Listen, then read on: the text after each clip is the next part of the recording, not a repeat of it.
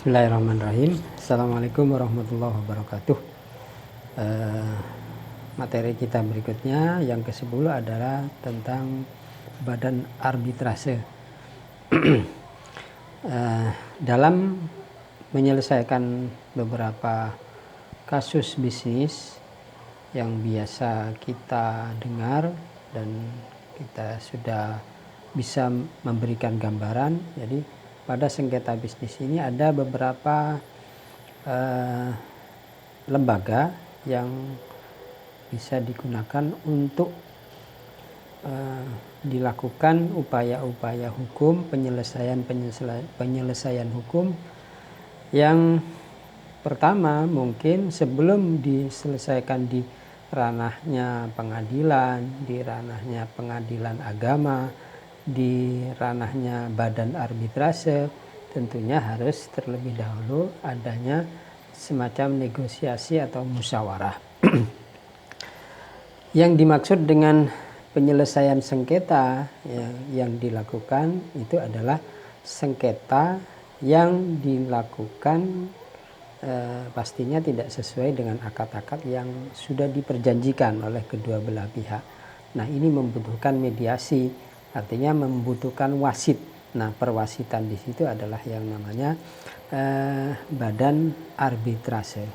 Di samping tadi sudah saya sampaikan, pengadilan agama, pengadilan negeri juga bisa melakukan upaya-upaya hukum kepada para pihak yang melakukan atau yang bersengketa.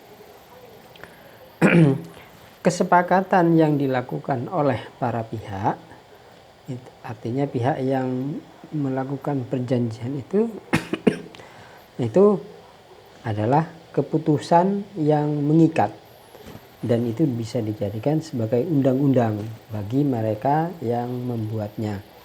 Nah, bagi yang melanggar terhadap perjanjian atau kesepakatan tersebut, para pihak dapat menempuh dengan jalur hukum. Jadi baik dengan pengadilan atau melalui jalur musyawarah. Kemudian dalam ilmu hukum mempunyai alternatif lain, yaitu melalui satu lembaga yang dinamakan arbitrase atau perwasitan. Nah, peradilan itu bagaimana? Ya, peradilan itu adalah suatu proses yang dijalankan di pengadilan yang berhubungan dengan tugasnya memeriksa, memutus, mengadili perkara. Itu peradilan. Sedangkan pengadilan itu adalah badannya atau instansi resmi yang melaksanakan sistem peradilan, berupa misalkan memeriksa, mengadili, dan memutus perkara. Jadi peradilan itu adalah prosesnya, pengadilan itu adalah lembaganya, instansi resminya. Ya. Baik, berikutnya penyelesaian kasus perdata dapat dilakukan di pengadilan dengan terlebih dahulu mengajukan permohonan surat kepada pengadilan di wilayah hukum tergugat. Anjuran hakim nanti di pengadilan adalah pertama, perdamaian. Jadi masih dapat dimungkinkan untuk diselesaikan oleh para pihak. Yang kedua, apabila perdamaian tidak bisa diselesaikan, maka proses penyelesaian juga akan dilanjutkan melalui gugatan ke pengadilan negeri, dan prosesnya juga bisa naik ke atas lagi ke pengadilan tinggi dengan cara banding, dan terakhir adalah proses kasasi ke Mahkamah Agung. Badan arbitrase sendiri adalah sebagai sebuah lembaga yang ditunjuk untuk menyelesaikan suatu sengketa perdata di luar pengadilan umum yang didasarkan pada perjanjian arbitrase yang dibuat secara tertulis oleh para pihak. Ini termaktub dalam pasal 1 ayat 1 Undang-Undang Nomor 30 Tahun 1999. Kemudian arbitrase itu adalah majelis arbitrase atau wasit tunggal yang melaksanakan tugasnya hanya satu kali. Jadi perjanjian yang sudah dibuat oleh para pihak kemudian menunjukkan kepada mana yang harus dilaksanakan. Jadi keputusannya tunggal oleh wasit tunggal.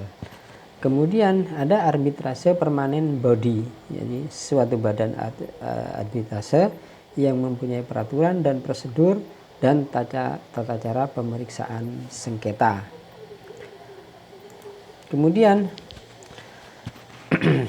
keunggulan dari badan arbitrase ini adalah lebih cepat karena difasilitasi oleh perwasitan untuk menyelesaikan. Yang kedua, adanya para ahli yang mengerti tentang hukum yang dipersengketakan, baik bidang perbankan, asuransi, perkapalan, perburuan, dan lainnya. Kemudian yang ketiga, keunggulannya adalah kerahasiaan para pihak akan terjamin karena majelis arbitrase dilakukan dengan sidang tertutup.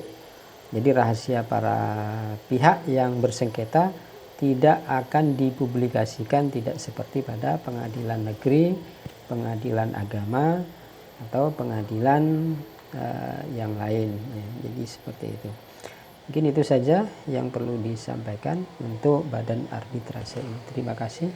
Assalamualaikum warahmatullahi wabarakatuh.